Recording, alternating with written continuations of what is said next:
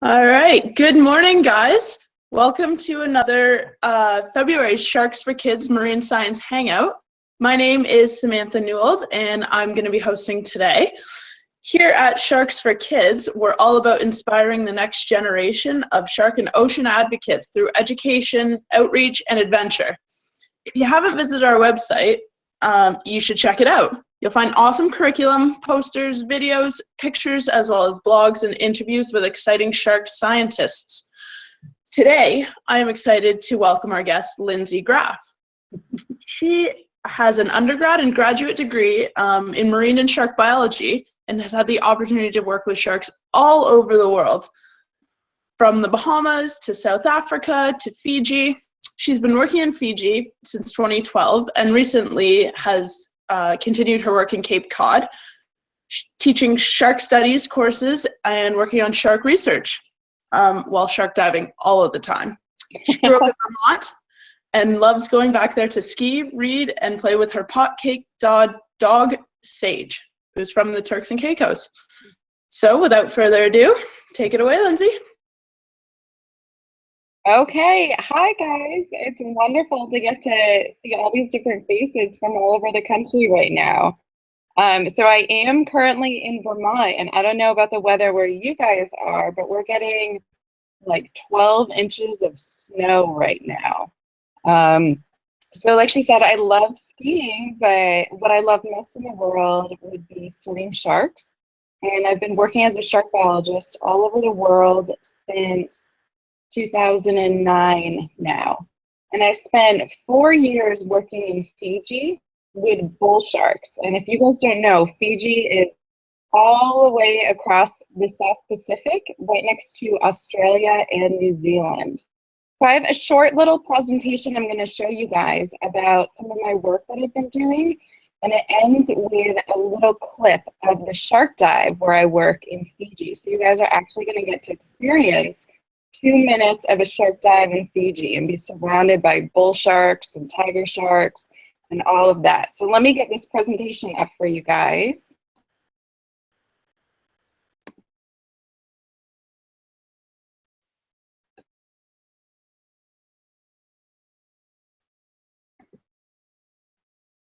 Okay, so first things first, I just want to show you guys some of the shark species that I've been working with for the last 7 years. Up in your left-hand corner, that is a bull shark. I've been working in bull sharks in Fiji, but I've also worked with them in the Caribbean too. The species of bull shark in Fiji are a little bit larger than the bull sharks in the Caribbean. Right next to that, you've got a tiger shark, and then kind of going clockwise around that, you've got a black-tip reef shark, a white-tip reef shark, a sicklefin lemon shark, or a lemon shark if you're in the Caribbean, nurse sharks, and then right in the middle, you've got my favorite shark, the great white shark. So these are some pictures of where I've worked all over the world. In the upper left-hand corner, that's me in the water next to a 15-foot tiger shark in Bimini in the Bahamas. You can't see it, but it's strapped up right next to a boat, so I'm not free swimming with it in that photo. And then I'm holding a little baby bull shark in Fiji, and then a little baby nurse shark in the Bahamas. And I've also worked with great white sharks in South Africa. And that is me in the bull shark dive in Fiji in the bottom left-hand corner. But where I currently work and where I've worked for the last 2 years is in Cape Cod. So I don't know if you guys know this, but in Cape Cod right now, we have a huge great white shark population. And what happened is that the seal population in that area was almost completely knocked out. And it was killed by fishermen, and then with the Endangered Species Act, they were protected. So the population of gray seals in the area has risen over the last few years, and with that, the population of the great white sharks has risen too. So we are out of Chatham in Cape Cod, and we're the Atlantic White Shark Conservancy. We're in the middle of a 5-year study trying to figure out how many great white sharks are found in the area. So that's a picture of one of our great white sharks in the top left-hand corner, and it has a little acoustic tag on it.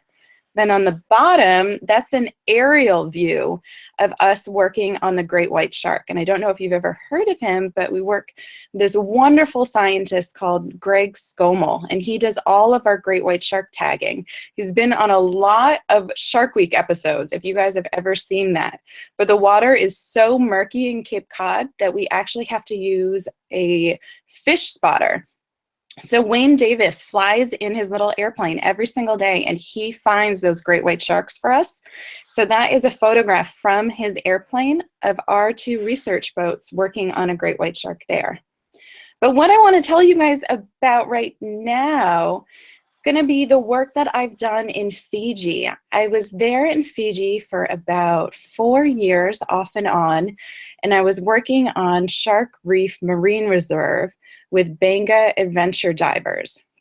And that is a photo of me during the shark dive. And what you can see right there would be, we tried to count it one time. I think it was about 40 bull sharks in that photo. And they're all ranging from 5-6 feet to 12-13 feet in length. The really, really cool thing about Shark Reef Marine Reserve is that you can see a ton of different shark species just on one scuba dive there. So besides bull sharks, there's also a ton of other sharks going through that area too. And the reason behind this is that Shark Reef Marine Reserve, that little patch of coral, which you can see on the bottom, that little white speck is actually one of the dive boats there. That's located along this area called the Shark Corridor. And it goes right between the main island of Fiji called Viti Levu and Banga Island, which you can see on the bottom part. And that shark corridor is just like a highway for shark species. And not just shark species going through there, but also you've got whales, dolphins, rays, tons of different fish. It's just like a highway, and they're all passing through there on their migration routes to go to either find food to eat or to breed with other animals. So here's another photo from the shark dive. And up on the top, you can see a scuba diver up there. He's one of the Banga adventure divers. He is feeding those bull sharks, and we feed them fish scraps from fishermen in Fiji. Usually it's about tuna fishes or some kind of fish head. And when you're on the shark dive, you're about 100 feet underwater, and you're surrounded by about 40 to 65 bull sharks. And the really amazing thing is that those bull sharks are so large, but they have no interest in you at all.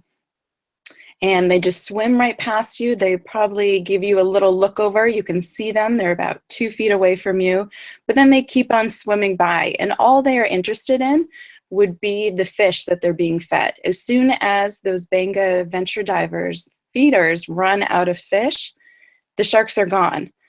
And on this one dive on Shark Reef Marine Reserve, on this one patch of coral, you can see bull sharks, but you can also see about 7 shark species in total just within one shark dive. So in the upper left-hand corner, that super fat shark right there, that is a tawny nurse shark. And you're probably used to seeing nurse sharks that are brown in color. But the species of nurse sharks that lives in Fiji is a little bit yellow in color. And I know it's really fat and it looks pregnant maybe, but that is actually a male nurse shark right there. It is just chubby from eating a lot and not exercising enough. And then up in the right-hand corner, you've got tiger sharks that can grow up to 18 feet in the area. Right below that, you've got a gray reef shark. And then below that, you've got the top of the reef there. And you're going to see white tip reef sharks and black tip reef sharks. To the left of that, that is a sickle fin lemon shark. It's just like the lemon sharks that we find in the Caribbean or in Florida, but it's a little different in its coloring, and it has a black spot on its snout. Then above that is going to be a silver tip. And you can see just behind that silver tip, there's a tiger shark smiling for the camera right behind there. But it's pretty amazing to be able to go on one dive and be able to see 7 different species of sharks almost every single time that you're diving there. And not just are you seeing all of these beautiful sharks, you're also getting to see a really beautiful alive part of a coral reef. So you have hawksbills, sea turtles, you've got clownfish, a lot of you guys know them as Nemos on their anemones, you've got giant clams, humphead wrasse, parrotfish, and that is a poisonous sea snake there too. So you can really get to see all of those 7 different species of sharks, and then tons and tons and tons of different species of fish and invertebrates. In 2010, Banga adventure divers actually did a reef survey, and they found that there are about 400 species of fish and invertebrates just found in that one little area of a coral reef. And that's why we know it's a really special part of the coral reef and that it should be protected. And what happened in that area is that there were some villages on Banga Island, and you guys remember that was on the other side of the shark corridor. Some of the villagers there have been diving that one area of Shark Reef Marine Reserve for years and years and years. And they knew about all of the wonderful shark species and fish that you could find there. And what happened is that Mike Newman started Banga Adventure Divers in 2004 with these village shark feeders. And the main shark feeders that he started the diving company with was named Rusi. He's the one in the yellow hood, and then Manasa, and he's the one to the right.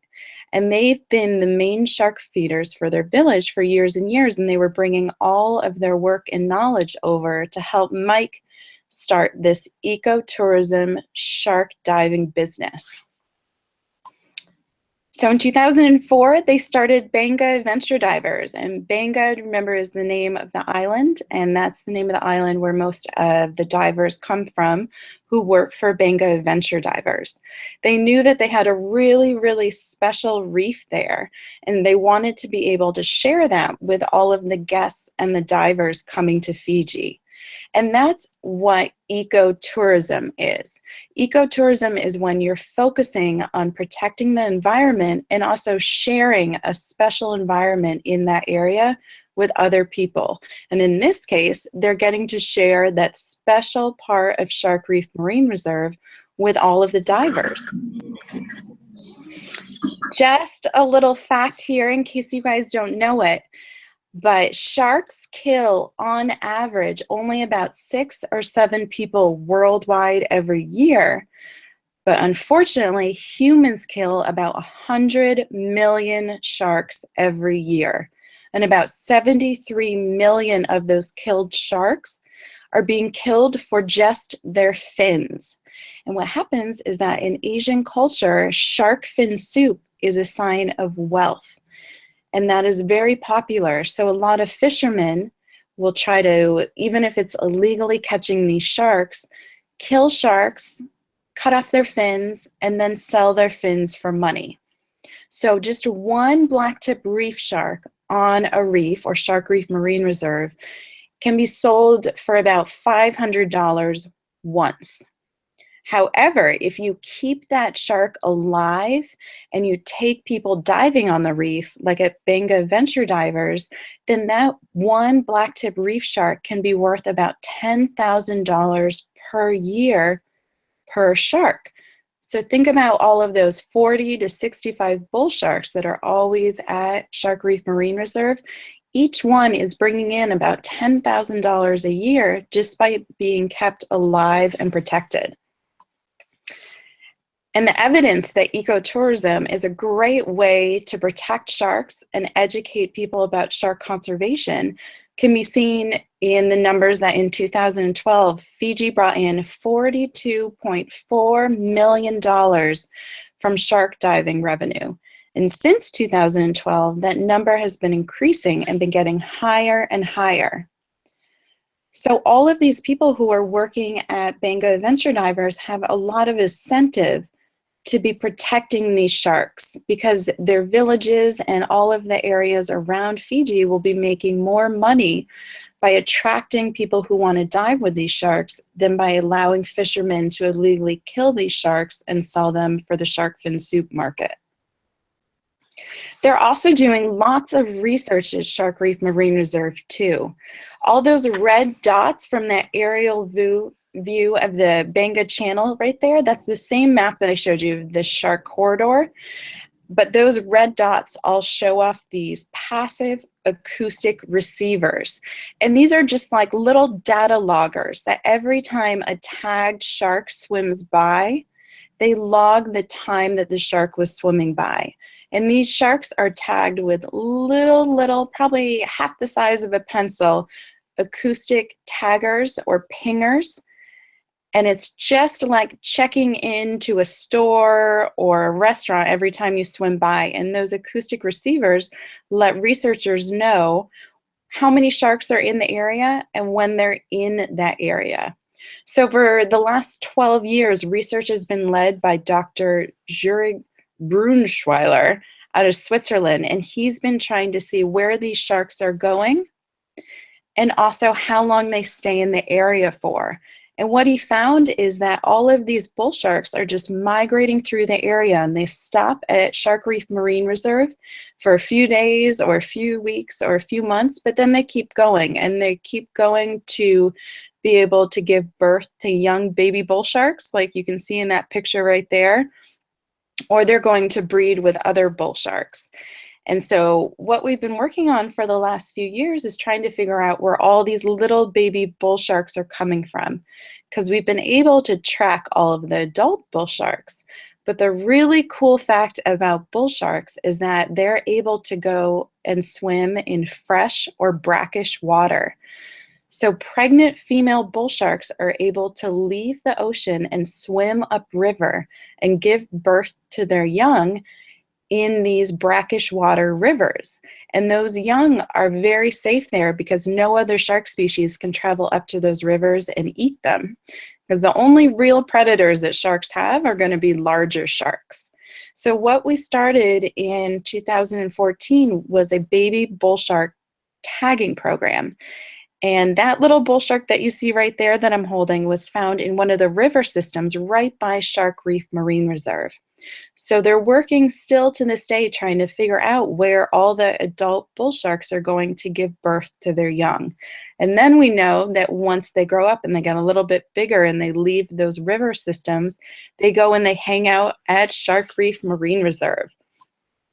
And over the course of 15 years, all of the divers at Banga Adventure Divers and the researchers who work there have worked to name and identify about 150 of those bull sharks there. And they all have different names. And usually those names are talking about some kind of descriptive characteristic with that shark. So one of the sharks, one of the bull sharks in the area is named Shredder. And Shredder has a top dorsal fin. So that's the fin that you see right on the top of that shark. That's all shredded, just like it went through a paper shredder. So that's why it's named Shredder. Another one of the bull sharks is named Gape. And it's because her jaw was hooked up by a fisherman, but she escaped. But it looks like her jaw is still gaping open now. It might have been dislocated or injured in a way. Another one of those sharks is named Circle. And that's because on that dorsal fin, it's missing a perfect circle out of its dorsal fin. And no one's quite sure what caused that circle. It might have been another bite from another shark, or maybe some fishing line that cut it, but it has a perfect circle there. And the shark that you're looking at on the top in that black and white photo, that shark was actually named after me in 2015. So that is Lindsay the bull shark. And you can see for her distinguishing characteristics, she's missing a little notch on her dorsal fin, and she has a little black hook on the side of her mouth. So it's really cool because you can go on these shark dives and you get to be very familiar with all of these sharks, and you get to know them by name, and they all have different personalities too. Some other work that Banga Adventure Divers is doing in the area is working on mangrove restoration. And mangroves are those little trees poking up there out of the water. The really cool thing about mangroves is that they actually grow in the ocean, or in brackish, saltwater, freshwater areas. Little baby sharks hang out around those mangroves when they're young, and it acts like a nursery for little animals, little fish, little invertebrates, and little sharks when they're growing up. It gives them a safe place to be protected and to swim around, and they don't have to worry about all these large fish or large sharks hunting because they're in such shallow water. So it really helps the local shark populations by planting all of these mangroves, because it helps all of the future young baby bull sharks and other shark species by giving them a nursery to hang out at. And Banga Adventure Divers really focuses on education. There's two key components to shark conservation. The first one is shark research, which we talked about, and how they're trying to figure out where the bull sharks go and where the young go, because you have to be able to figure out where they're going to be able to protect that part of the ocean. But the other part that Banga Adventure Divers focuses on is going to be education. And the best way to teach people about sharks is to take them diving with sharks. And that's what I did for those 4 years. I took high school and college groups on those shark dives, and we learned all about shark biology, shark threats, conservation, behavior, all of that. And the best way that you can get people to care about sharks is to take them diving and have them fall in love with sharks themselves. A lot of people who don't know too much about sharks have really learned what they've learned from Jaws the movie. I don't know if you guys have ever seen that. You can ask your grandparents about it, though. I guarantee that they were terrified of the ocean because of the movie Jaws. Or some of the shows on Shark Week that are all about sharks biting people, when really humans are the ones killing 100 million sharks a year. But if you can educate people about why sharks are important and why they're an important part of having a healthy ocean and a healthy ecosystem, then you are really doing your part for shark conservation. So Banga Adventure Divers takes divers every single day into the ocean to dive with those 7 species of sharks, and then it teaches them about why sharks are an important part of the ecosystem in Fiji. And here's just a little clip. It's about a 2-minute clip that I want to show you. Due to all of the research that Banga Adventure Divers and researchers were able to do since 2004, they were able to provide enough data to prove to their government that Fiji needed to protect Reef Marine Reserve. They were able to show that it was a critical spot for lots of bull sharks and all of those 6 other species of sharks in the area. So in November 2014, Reef Marine Reserve became Fiji's first national marine park. The really cool thing about that is that it's now protected by the government. So no one is allowed to go in and fish or kill those sharks. And it's not only protected by the government also gave permission to Banga Adventure Divers to protect the reef also, which is great because they are the most invested in the reef too. So here's a little video clip that they made to celebrate Reef Marine Reserve becoming Fiji's first national marine park, and it's going to show you what it's like to be diving in that area. It's going to show you all the different shark species and all the different fish and invertebrates that you can see there.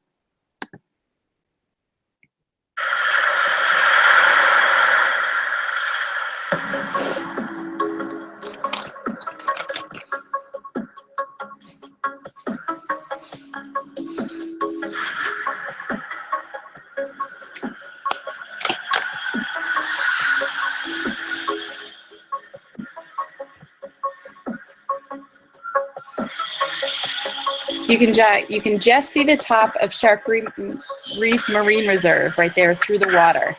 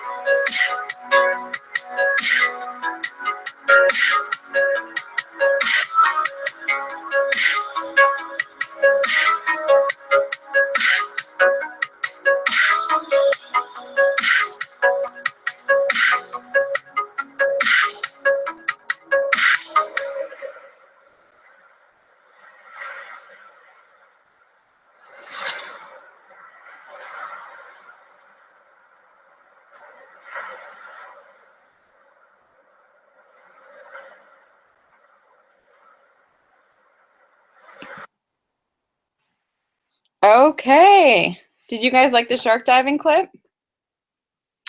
Oh, I've muted everybody's microphone. Oh, But that would have been a good time for cheering. yeah, no, sorry, that kind of ended suddenly.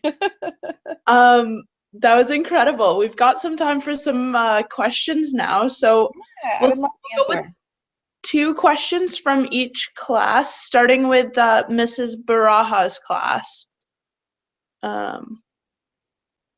If I can unmute that microphone.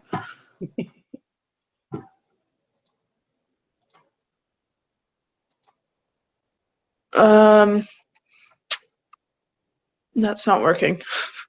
Okay. So why don't we try then Mrs. King's class first?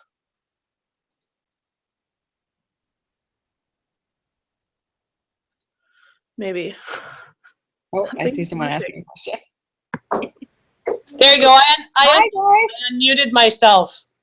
Okay. There you go. Come on up, Liam. Introduce yourself, okay? Well, I guess I Are you ever hesitant to go in the water?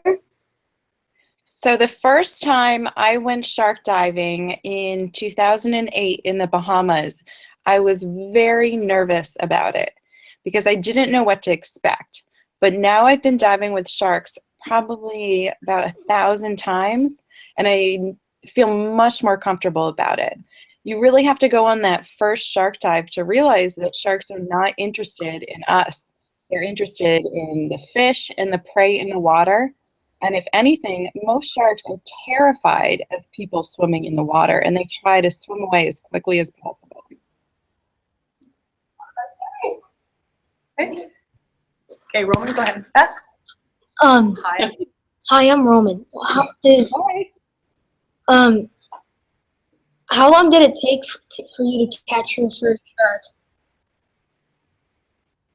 Oh, sorry, what was that? How long did it take for you to catch your first shark, or take your first shark? How long did it take for me to tag a shark? Yeah. Oh, so Well, when we go out in Cape Cod, we probably work with about 10 to 15 sharks a day. And it's a lot harder to tag them than it is to find the sharks because you're working with waves, you're working with wind. So this last summer, from June until the end of October, we tagged 25 sharks. wow. So we worked with probably about 100 great white sharks off of Cape Cod. They just swim really quickly. So you might be about to tag a shark and it will just take off and you can't find it again. Thank you. You're welcome. Awesome. And now we'll jump back to Mrs. Baraja's class.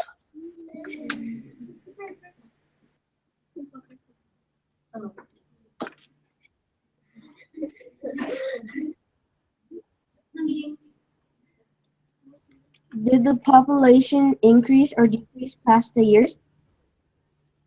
Which population? The great white sharks in Cape Cod? Yeah. Yeah. So all of the great white sharks left in the 70s and the 80s because there were no seals for them to eat. But since the seals are now protected under the Endangered Species Act, they have tons of food to eat. So the sharks are coming back in mass.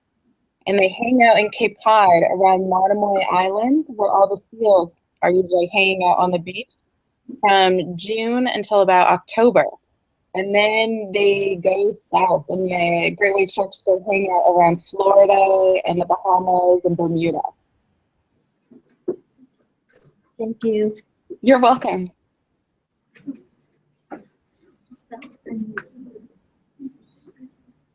What inspired you to help sharks? What inspired me to work with sharks? Yeah. I always loved sharks, which is really weird because I'm from Vermont and we do not have an ocean here. But I loved watching Shark Week and all the shark movies growing up. And I knew I always wanted to work with sharks since I was about 5 years old. So I just started studying more and more shark projects in high school and then in college, studied abroad, did my graduate school abroad, and tried to spend as much time as I could with sharks. Because I think what's really cool about them is that they've actually been alive for about 450 million years. We've had sharks on our planet, and so we have a lot to learn from them. Thank you. You're welcome. Awesome. And now, Mrs. Carlson's class, you have some questions for Lindsay.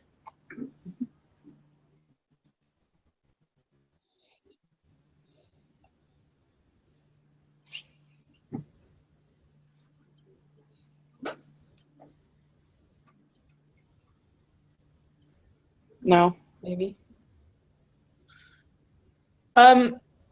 Mrs. Carlson, do you have any questions?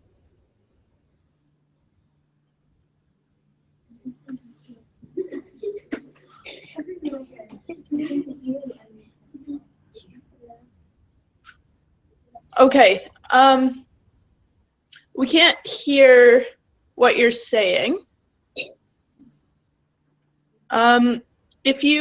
If you type your questions into the chat, I'll read them out.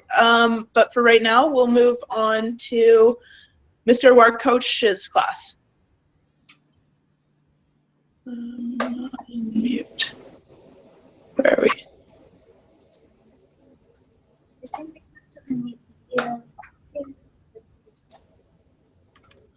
There. We're just having some audio difficulty right now.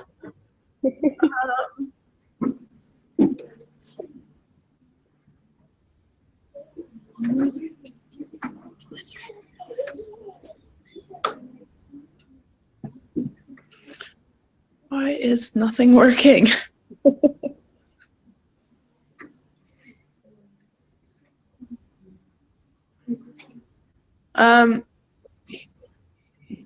Okay.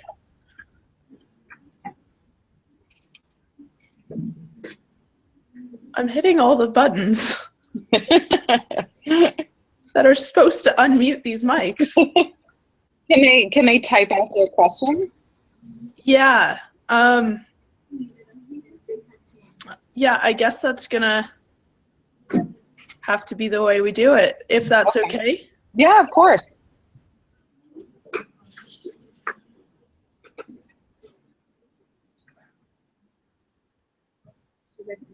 Okay, so Mrs. King has said each teacher needs to click on your own microphone.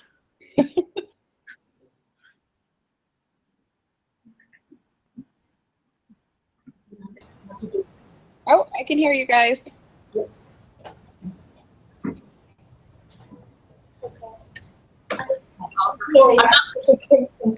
I'm not sure it's Mrs. King. That was actually my student Alex typing that in for me. But if each teacher, when you look at the little rectangle at the bottom, you should have an orange microphone.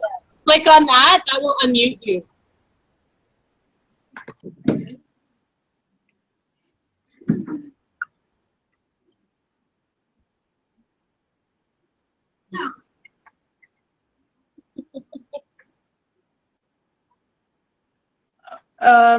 Any luck on that one, Mrs. Carlson?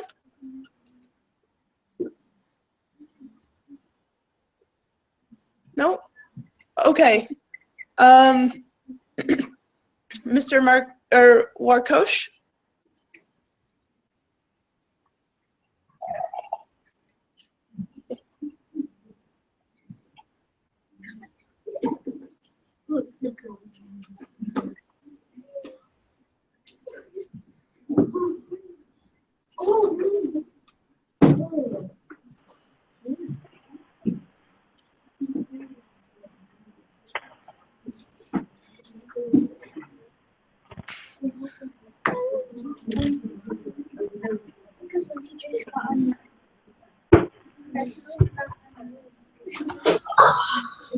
Whoa. Okay, we might be there. Okay. Perfect. Yeah, there's been some problems. Nash, you have a question? Okay. Okay, we have a question coming. Great. Nash. What's your question? Over here. Why do you Camera's over here. Why do you like great white sharks? How did you get inspired by great white sharks? By great white sharks. So the question was, why do I like great white sharks, or why was I so inspired by great white sharks? Yep. And in 2010, I went and I worked in South Africa with great white sharks. And what was really, really cool about them is that they breach out of the water like humpback whales do, but they're going after seals. So it's really cool. We would bring our boat out to Seal Island, and these great white sharks would breach out of the water and go after their prey. And what I love about great white sharks, besides that really cool hunting that they do, is I like how they are really the largest shark out there that's a large predator in the ocean. The two largest shark species are the whale sharks and the basking sharks. So they all eat krill or plankton. The great white sharks, which are the third largest shark, are really the largest predators out there. And it's very humbling to get to work with such a large predator every single day. Thank you. Okay, one more. You're welcome. Okay, one more. Here we go. Okay, right there, and they can see it. Hi. Any plant that they eat? Is there any type of plant that great white sharks eat? No, they don't like to eat plants. Great white sharks really like to eat seals or sea lions. I don't know if you've ever seen those, but they are super fat. They have a lot of blubber. So they have no interest in eating humans because we don't have enough fat on our body. And if you compare us to a seal or a sea lion, they are so large and they're all blubber. So that's the favorite snack or feast of a great white shark. Awesome. And now we'll get a few questions from Mr. Flagel's class.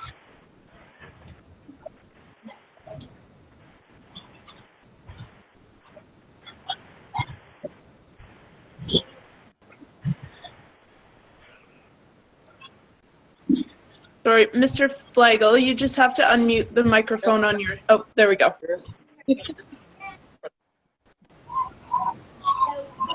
Hi, my name is Miguel. Oh, My name is Miguel. I can't see you. You can't see you. Yeah. there you are. My name is Miguel, and has a shark ever tried to attack you? So the question was, has a shark ever tried to attack me? And the answer is no. A shark has never, ever tried to attack me, even when I'm 100 feet underwater surrounded by 60 bull sharks. I've had to push a few of those bull sharks out of the way a few times because what happens is after they take a big piece of tuna, they swim away and they close their eyes because they're so excited. So I've had a few bull sharks run into me by accident while swimming away with their food. They weren't trying to bite me. They weren't being aggressive. They were just super excited about their snack, and they wanted to run away with it before other bull sharks tried to eat it too. And I've never, ever had a shark act aggressive with me either. And that's from the Bahamas to South Africa to Fiji. Thank you. Thank you. Say thank you.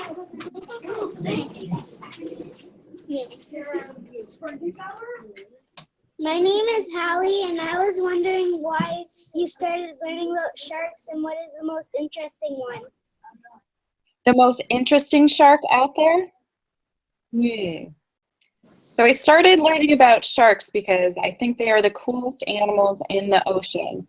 And they're very, very critical to having a healthy ecosystem since they're at the top of the food chain. I think the coolest thing about sharks, though, would probably be with that bull shark, how it's able to go into fresh water. And since they can do that, those female bull sharks can go give birth to their young in fresh water or brackish streams, and no other shark in the world can go do that. But there's over about 450 different shark species in the world. And there's some sharks that live in the bottom, deepest, darkest part of the ocean, and they can actually light up. They're bioluminescent. And there's some sharks, like the whale shark, which can grow up to be 60 feet, but they eat plankton, and that's why they're called whale sharks. So there's so many different shark species out there, and there's a cool fact for every single shark species. You're welcome. Awesome. Let's get some questions from Mrs. Wolf's class.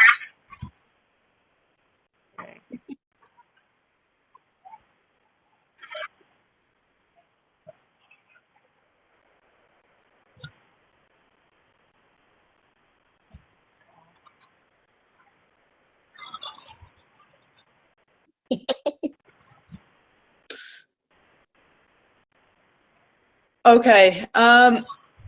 Sorry, Mrs. Wolf, your audio still is a little funny. So maybe we'll just move on to Mrs. Kingston's class, and then you can type in your questions and I'll read them out.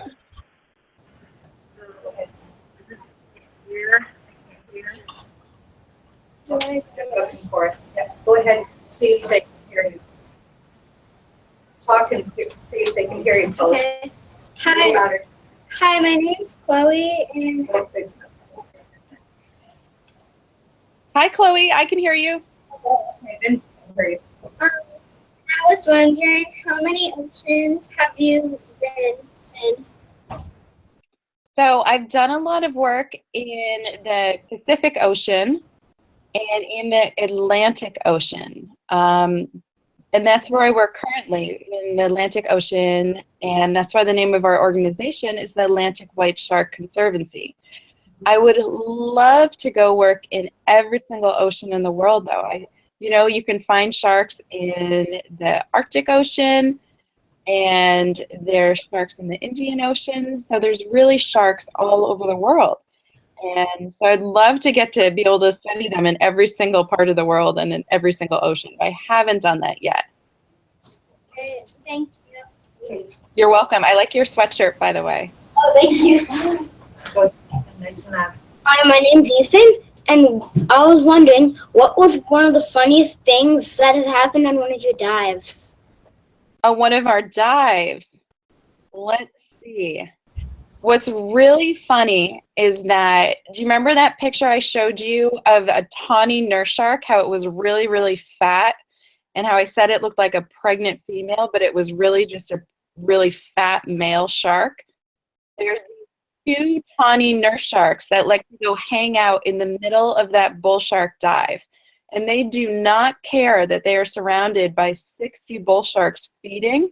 They just muscle their way into the food bin, and sometimes they get stuck in the food bin and they need to be pulled out. They kind of look like golden retrievers, and they're always snooping around for a snack. And it's hilarious when they get stuck in these trash bins filled with fish, because you need to pull them out like it's some kind of fat animal that got stuck in a pickle jar. Awesome. So we'll give it one last try for Mrs. Wolf's class. Okay. Hopefully we can hear them this time. Yeah.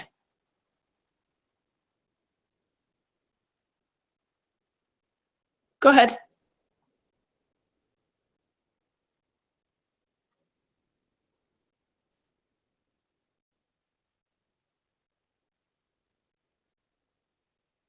I can see someone trying to ask a question. Yeah.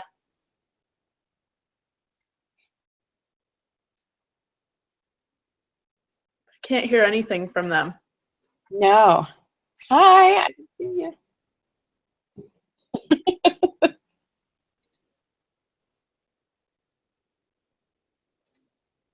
Huh.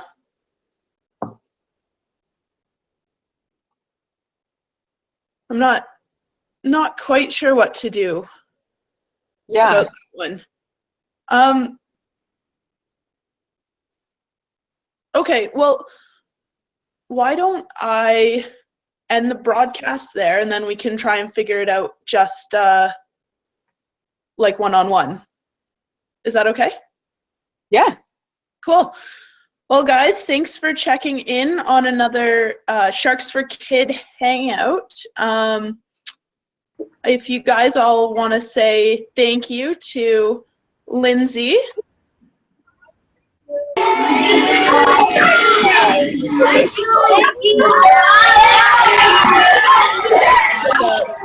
Thank you for having me, you guys. Don't forget to check out the Sharks for Kids website and check us out on social media with the handle @Sharks4Kids. Thank you. Have a great day.